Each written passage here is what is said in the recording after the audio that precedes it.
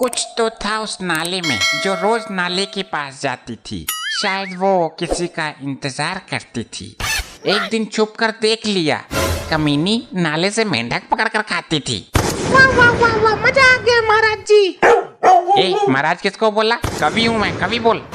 ए क्या हो रहा है ये? कान खोल कर सुन लो। जब तक दरोगा यहाँ नहीं है मैं ही यहाँ का दरोगा हूँ। मेरी आज्ञा के बिना यहाँ कोई कुछ नहीं करेगा।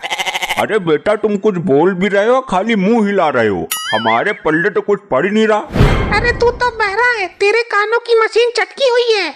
हैं? क्या बोला? भटकी हुई है? अरे भटक क्यों रही है? मेरे बाहों में आजा, भटकना भूल जाएगी। कितना बदल गया संसार, हर जगह धक्का पेल है। मुझे तो लगता है इसके कानों की मशीन भी फेल है। हैं? क्या बोला? तेरी रखेल है? तेरी हिम्मत कैसे हुई इसको रखेल बोलने की? ए बुड्ढे, तू मुझे यहाँ थाने में भी बदनाम कर रहा है। पहले ही मुन्नी बहुत बदनाम हो चुकी है। बहुत गहरी है तेरी ये झील सी आंखें। तो इनमें डूब के मरेगा क्या? एक हिंदी कवि का अपमान करती है। तेरी हिम्मत कैसे हुई मेरी मुन्नी को हाथ लगाने की? रोको इन दोनों को। मैं कैसे रोक सकती हूँ? मैं तो एक अबला नारी हूँ, लेकिन तुम तो यहाँ के थानेदार हो, तुम रोको। लेकिन झगड़ा तो तेरे ऊपर हो रहा है ना। लुगाई कहीं भी पहुँच जाए, लेकिन झगड़ा करवाने से पीछे नहीं हटती। यही एक जगह रह गई तो यहाँ भी करवा दिया। के भाई के हो रहा है हमारी गैर हाजिरी में? कुछ नहीं सर। ना कुछ तो हो रहा है। चलो हमें बताओ इनके बारे में। जी सर ये जो है ये हिंदी के कवि है, कविताएं सुनाते हैं। और भाई ये वृद्ध मानव कौन है? साहब ये तो बहरा है, सुनता ही नहीं है। बहुत बढ़िया भाई, विचित्र संयोग है ये तो। इस बहरे को किस जुर्म में लाए हो भाई? सर इसने बहुत अपराध किए हैं। लोगों को दूध में पानी मिलाकर बेच रहा था। सर इसने मुझे भी पानी का दूध दिया था कई बार। अच्छा भाई, कितना पानी मिलाया था तूने मुन्नी बाई के दूध में? अबे बोला ही ना ये तो। आशिकी के मामले में ये भी थी पूरी हिस्ट्री सीटर।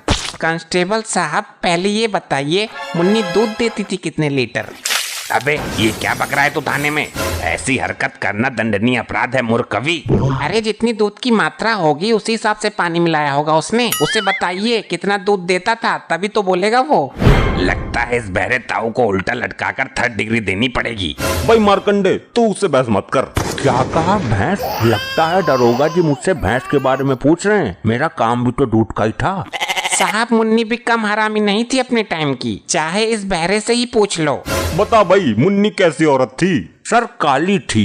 अबे दरोगा जी के सामने तो झूठ मत बोल कम से कम। मुझ पर ना जाने कितने फिदा हुए थे और कितने इस दुनिया से मेरे चक्कर में अलविदा हुए। अच्छा ये बताओ और क्या खासियत थी इसमें? साहब उसके पीछे एक लंबी पूंछ थी।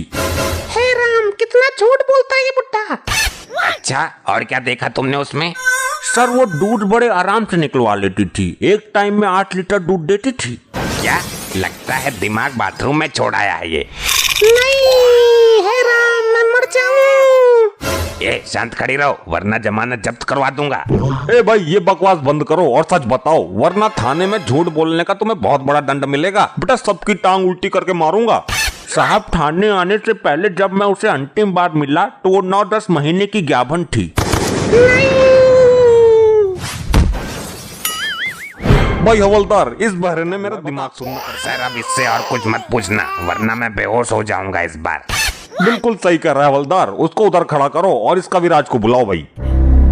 कोई दीवाना कहता है, कोई पागल समझता है।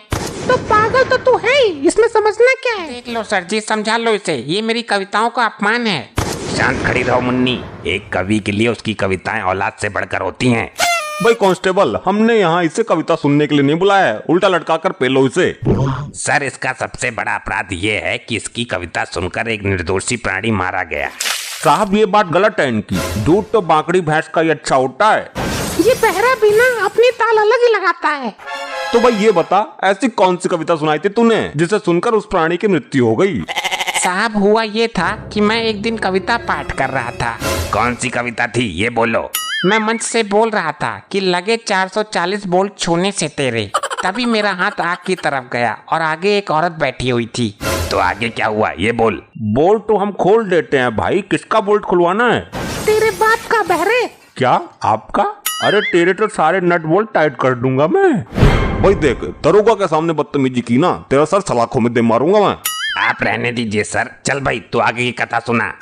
जब मेरा हाथ आगे की ओर गया तो सामने एक औरत बैठी हुई थी। उसके साइड में ही एक बंदा और बैठा हुआ था। उस बंदे को लगा कि शायद इसमें ही 440 वोल्ट का करंट है। नहीं कविराज, भैंस तुम्हें गौशाला से लेकर आनी चाहिए थी, बहुत अच्छी मिलती है।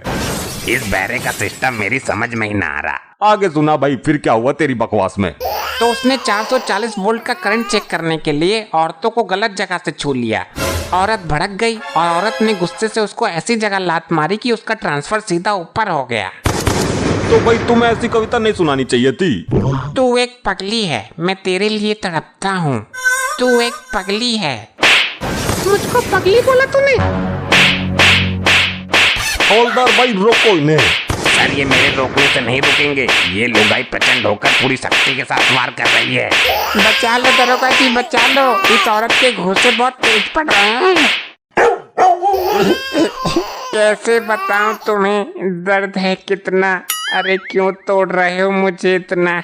अब मुझे और नहीं है पिटना।